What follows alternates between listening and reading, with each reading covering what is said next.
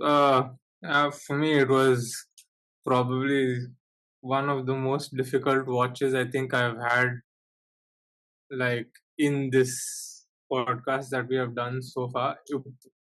Was it the worst thing we watched? No.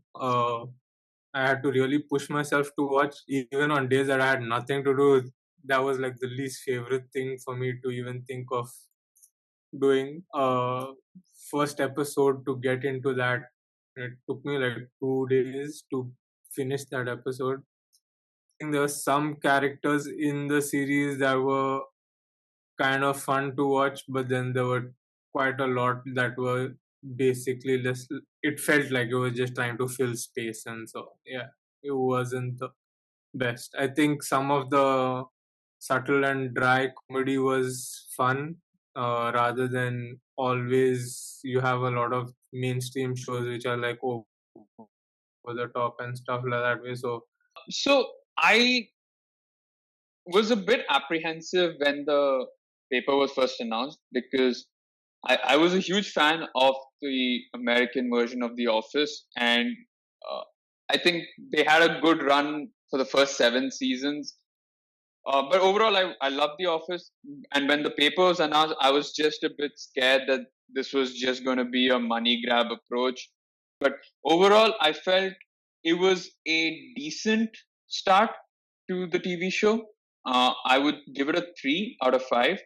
I think the initial few episodes were a bit tough for me to watch because I wasn't sure of the comedy approach that they were using.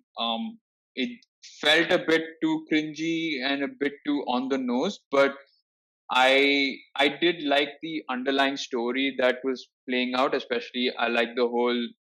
I do like um journalism shows slash movies, and I kind of like that approach here.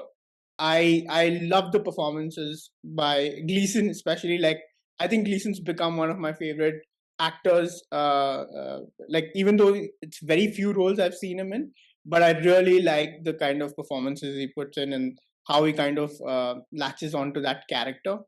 My favorite character of the show is the over the top Esmeralda. Like, I cannot help Yeah, I but figured. I liked seeing the whole decline of the print media, how they're kind of trying to tackle that whole approach. All in all, like, thoroughly enjoyed the show, and I look forward to season 2.